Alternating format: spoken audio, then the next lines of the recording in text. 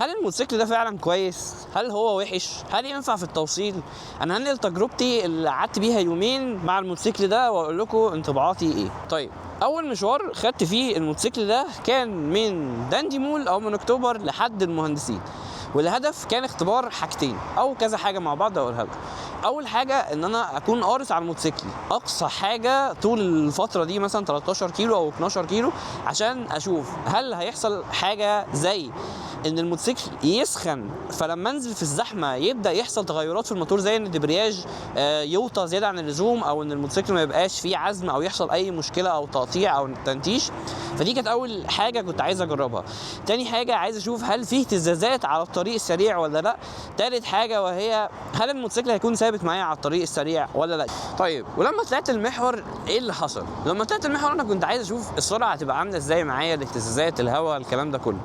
واول حاجه السرعه في الموتوسيكل ده المناسبه دي من وجهه نظري كزياد، وهي 80 كيلو في الساعه، ما تتخطاش ال 80 كيلو. هيوصل معاك في اوقات 90 كيلو. انا بالنسبه لي مش سيف، مش اكتر حاجه امان.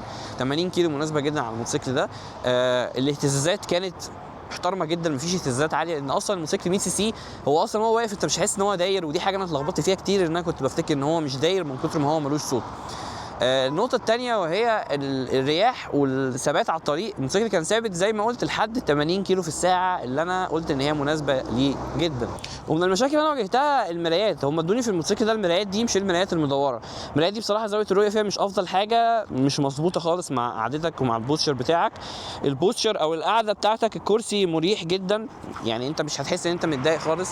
نظام التعليق أو السوست اللي في الموتوسيكل أو المساعدين كويسين، ما فيهمش أي مشاكل. الفرامل زي ما قلت في حته 80 كيلو في الساعه هتبقى كويسه. هتزيد اكتر من كده انا مش هريكومند ان انت تبقى معتمد عليها بنسبه 100% ان هي تسعفك بشكل قوي، لان هي معموله للهدف ان هي توقفك في رينج السرعات اللي مش عالي. فانت لو بطريقه ما بقى نمت بقى على التانك وعملت حاجات تخليك تجيب اقصى سرعه ممكنه، ففي الحاله دي هو موتوسيكل مش معمول عشانها، فهتلاقي ان الفرامل مش اقوى حاجه. في الملفات اظن لحد 50 كيلو كان كويس جدا، اكتر من كده مش سيف ان انا اخد بيه ملف بسرعه زي كده. فبس دي كانت تجربتي من داندي مول الى المهندسين. ونيجي نروح لتاني تجربه، وتاني تجربه وهي كانت من المهندسين للزمالك. من المهندسين للزمالك بقى موتوسيكل تألق. اول ما نزلت كنت عايز اشوف هل بقى الموتوسيكل هيحصل فيه تاثيرات ولا لا من المشوار ومن القرص اللي انا كنت قارصه عليه. لقيت الموتوسيكل ستيبل، ما فيهوش اي مشكله، الدبرياج زي ما هو ولا ويتي ولا حصل اي حاجه. ودي كانت فعلا مرحله تألق للموتوسيكل، وهي ان الموتوسيكل خفيف بطريقه قويه جدا، فمش حاسس ان انا سايق حاجه خالص. الموتوسيكل فعلا تحس ان انت سايق عجله، لو الناس كانت بتسوق عجل هيبقوا عارفين ده، فتحس ان انت مش بتبذل اي مجهود وانت سايقه.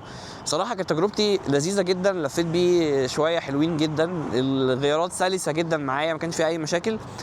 فهو دينا اصلا الموتوسيكل ده معمول عشان كده، معمول عشان من الزمالك للمهندسين، من المهندسين لامبابه، من امبابه لوسط البلد، هو معمول للتحركات الداخليه. ولما اتحركت من الزمالك لامبابه كنت رايح امبابه الهدف وهو ان انا اخلي 2 من اصحابي اللي بيسوقوا موتوسيكلات صيني يجربوا الموتوسيكل ده. مش موتوسيكلات صيني بمعنى موتوسيكلات صيني، اقصد موتوسيكلات صيني اللي هو تحت ال 200 سي سي.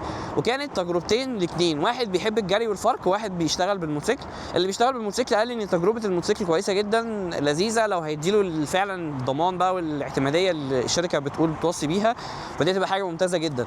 الشخص الثاني اللي بيحب الرفع والجري لما جربه قال لي لا يا صاحبي ده ما فيهوش عزم، يا صاحبي ده مش بتاع جري. فقلت له يا صاحبي هو مش معمول للجري. قال لي لا انا مش مكيفته بصراحه، انا احب انا المكنه اللي ادوس ترفع ونعمل وبتاع. فهي زي ما قلنا في كذا مره، لو انت جايبه عشان الشغل هيبقى تمام، لو انت جايبه عشان الجري مش هيبقى تمام. واخيرا تشتري الموتوسيكل ده امتى؟ تشتري الموتوسيكل ده لو انت بتتحرك في مشاوير داخليه، بتشتغل بالموتوسيكل، عايز حاجه عليها ضمان حقيقي فتره طويله اعتماديه. الموتوسيكل ده هيفيدك جدا وهيكون كويس معاك جدا. مش هيضر لو اتحركت بيه مشوار او مشوارين 3 في اليوم على طرق سريعه، بس انت مش هتاخد احسن تجربه للموضوع ده، هو مش معمول لده. تبعد عنه امتى؟ تبعد عنه لو انت حد عايز حاجه بتاعت جري، عايز حاجه ترفع بيها، تعمل بيها، تلعب بيها، تعمل كل الحاجات دي، ده مش معمول لده. لو انت عايز حاجه تروح بيها مشاوير اكتوبر، تجمع وسط البلد بشكل يومي مستمر، يعني تعمل مثلا في اليوم 10 مشاوير، لا في الحاله دي روح هات حاجه اعلى، روح هات حاجه موتور اقوى، حتى لو هتنزل في الجوده، بس في الحاله دي هتقضي معاك الغرض اللي انت جايبها عشانه. وده كان استنتاجي في اليومين اللي انا جربتها فيهم من تجارب بسيطه جدا، انقل بيها تجربتي للناس ويشوفوا هل هو فعلا مناسب ليهم ولا لا. سلام.